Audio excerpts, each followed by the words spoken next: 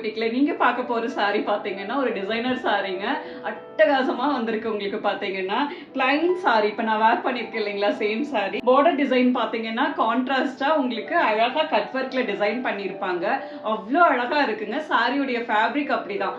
வெயிட்லெஸ்ஸா செம்ம யூனிக்கா செம்ம அழகா இருக்கும். சாரியோட பிளவுஸ் தான் இதோட பிளஸ்ஸே பாத்தீங்கன்னா. எவ்வளவு அழகா எம்ப்ராய்டரி ஒர்க் கொடுத்திருக்காங்க பாருங்க.